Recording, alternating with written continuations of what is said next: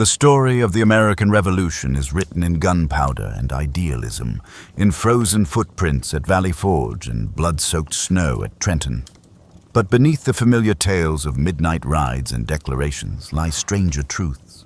Moments of cosmic coincidence, forgotten heroes, and bizarre circumstances that shape the birth of a nation in ways few remember. In the spring of 1765, a Boston shoemaker named Ebenezer McIntosh became one of the most powerful men in Massachusetts, though his name appears in few history books.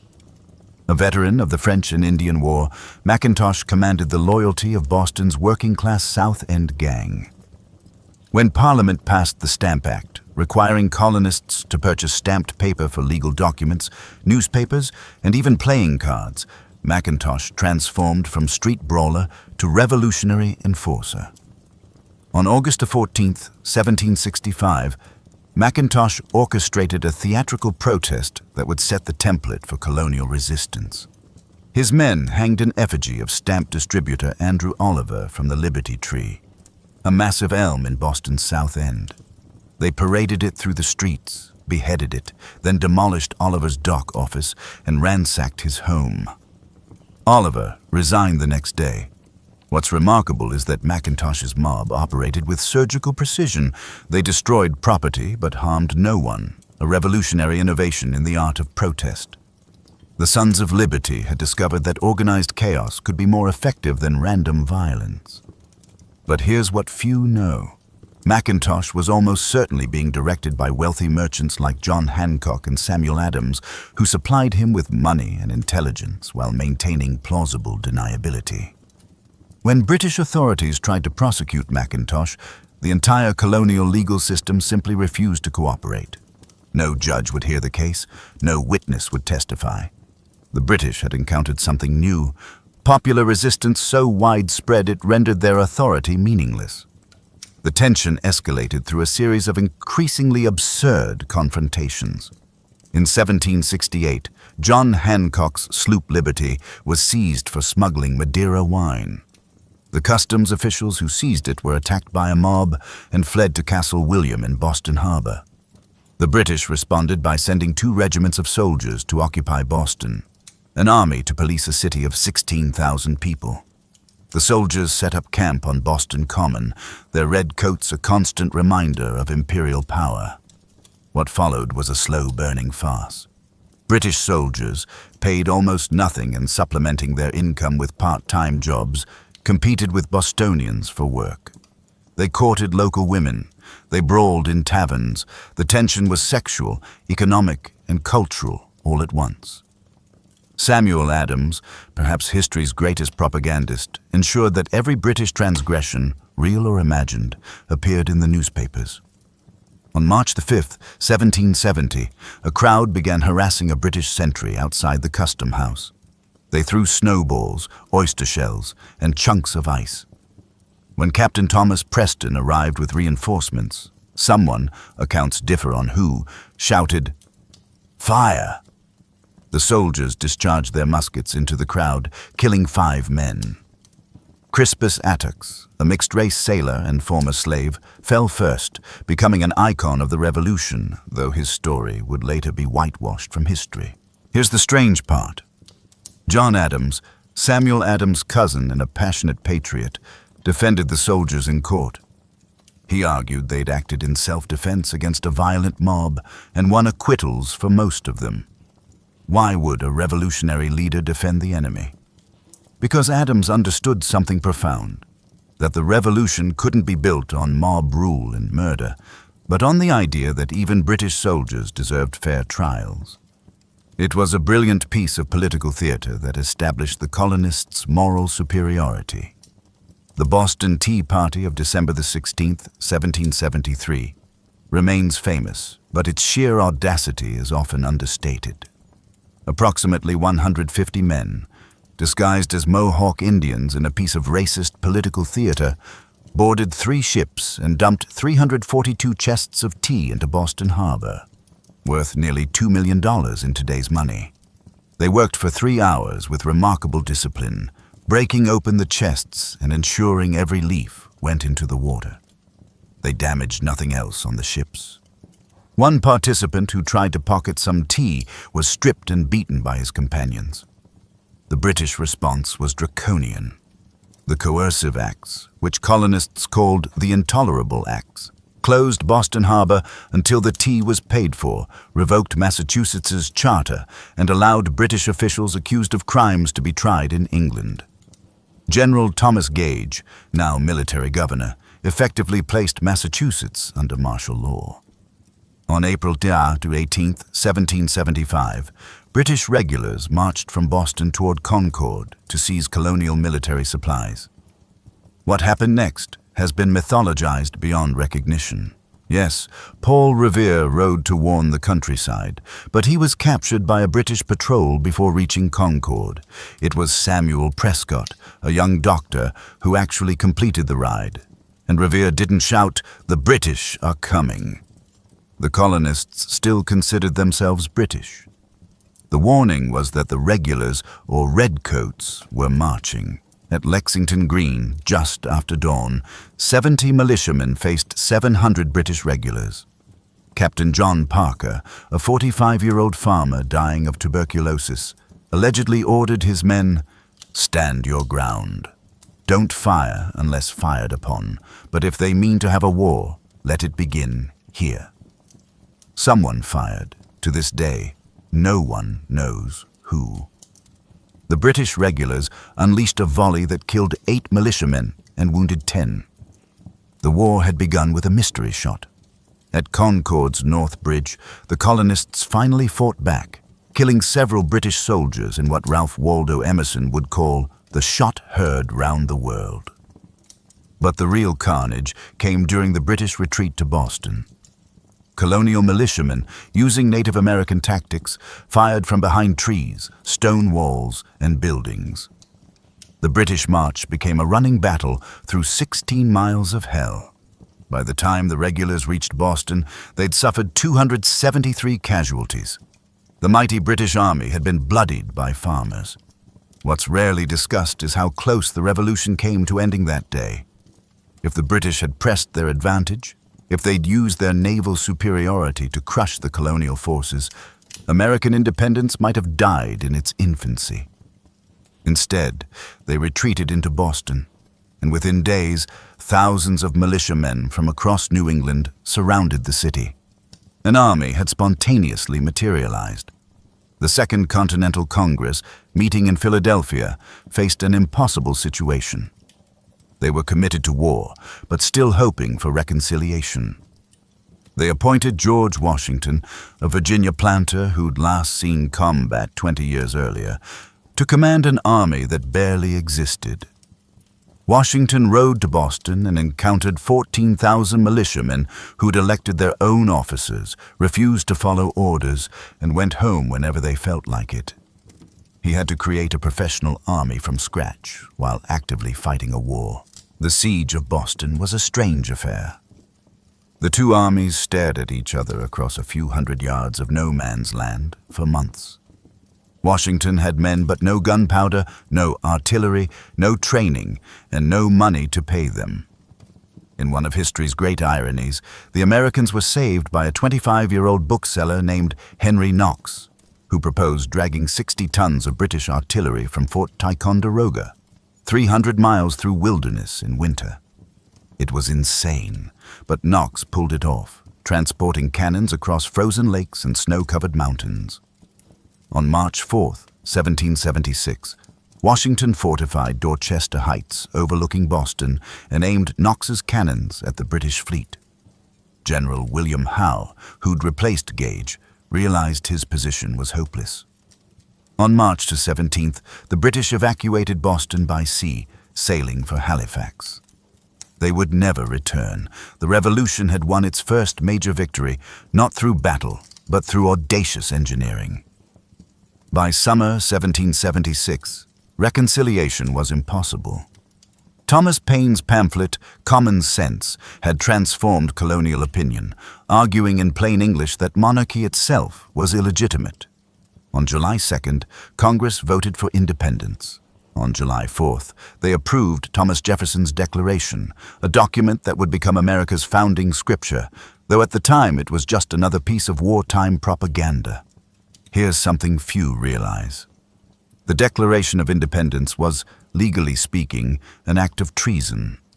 Every man who signed it was putting his life at risk. The British would show no mercy to rebels who'd renounced their allegiance, and the revolution was going terribly wrong. Washington's army, driven from Long Island and Manhattan in humiliating defeats, was disintegrating. By December 1776, he had fewer than 3,000 men, and most of their enlistments expired on New Year's Day.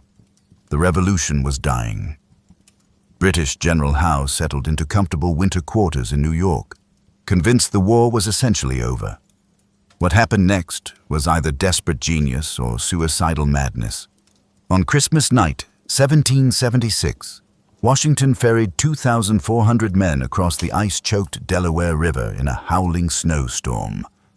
They marched 9 miles through a blizzard to attack 1,500 Hessian mercenaries at Trenton, New Jersey.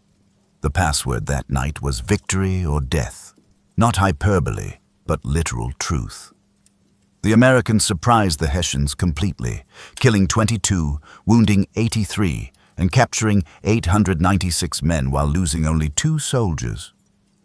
A week later, Washington struck again at Princeton, routing British regulars.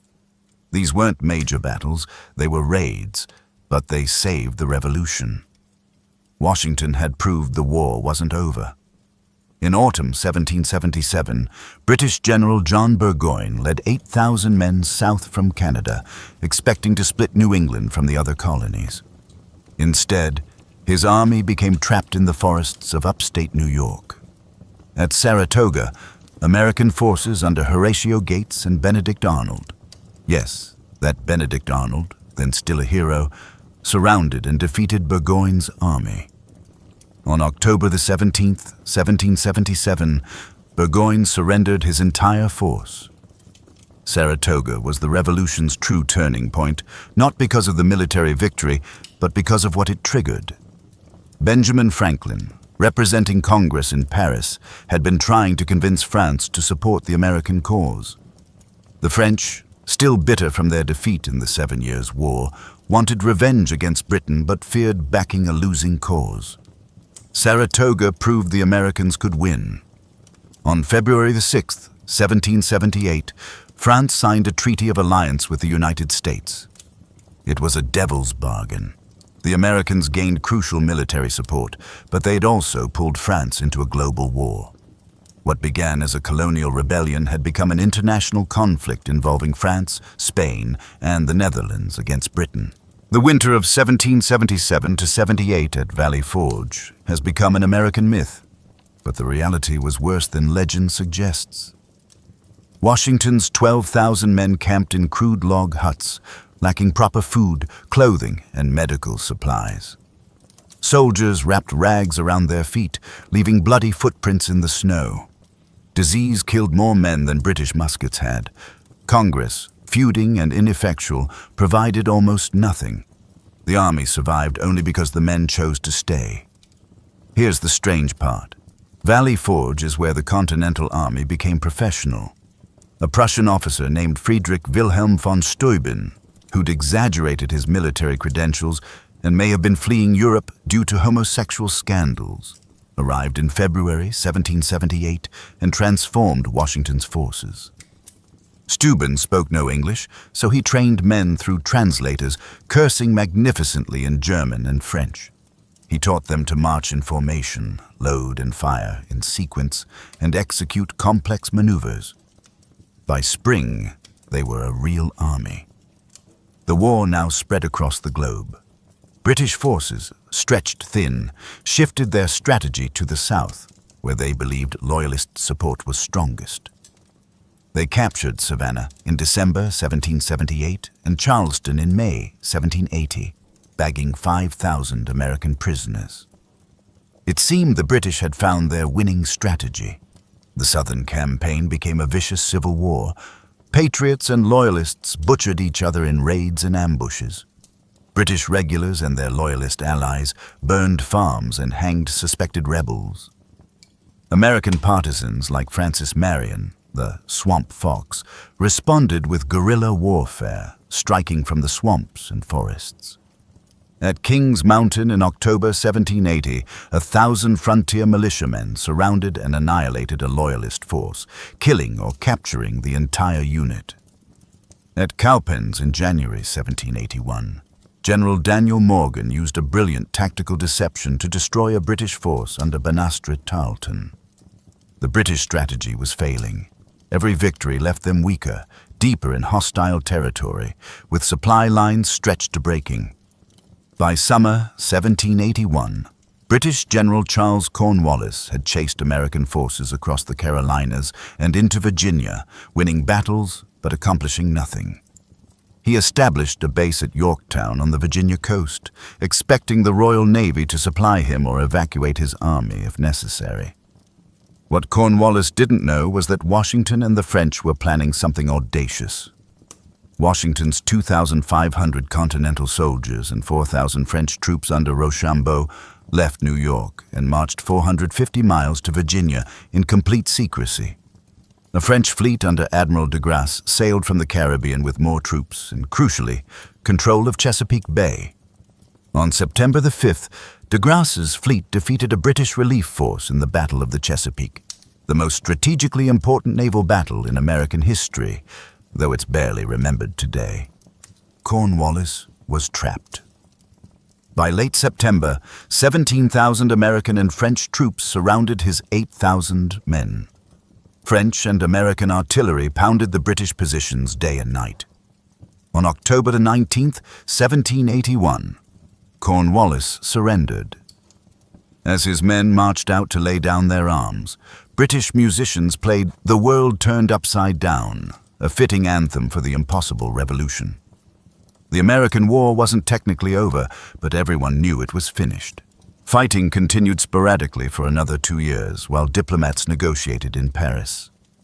The final Treaty of Paris, signed September the 3rd, 1783, granted the United States independence and territory extending to the Mississippi River, far more than the Americans had won on the battlefield. Britain's European rivals had forced them to make a generous peace. The revolution had succeeded against all odds. A loose confederation of colonies, with no navy, no army, and no money, had defeated the world's most powerful empire. They'd done it through persistence, foreign aid, strategic brilliance, and British incompetence in roughly equal measure. But perhaps most importantly, they'd done it because enough people believed it was possible. The American Revolution's strangest aspects are often its most revealing. The war was won as much by disease, logistics, and French naval power as by American arms. Many founders died in poverty. Robert Morris, the revolution's financier, ended up in debtor's prison. Others became disillusioned. Samuel Adams spent his final years complaining that the revolution had betrayed its ideals. And what of those who made it possible? Ebenezer McIntosh, the street fighter who started it all, disappeared from history. Crispus Attucks, the first to die, was largely forgotten until the 20th century. Thousands of enslaved people who fought for their freedom on both sides were betrayed by peace treaties that ignored their sacrifices. The revolution created a republic, but not democracy. Most Americans couldn't vote, and slavery persisted for another 80 years. It proclaimed all men created equal while denying equality to most humans within its borders. It was a glorious and hypocritical beginning, an improvised rebellion that somehow became a nation. Perhaps that's the revolution's ultimate lesson. History is made by flawed people in impossible circumstances, stumbling toward ideals they only partly understand, creating something new through equal parts vision and accident. The United States was born not in inevitability, but in contingency, 1,000 small chances that somehow aligned, turning 13 colonies into something the world had never seen. The fires of revolution burned away one empire and forged another. Whether it would live up to its promises remained to be seen.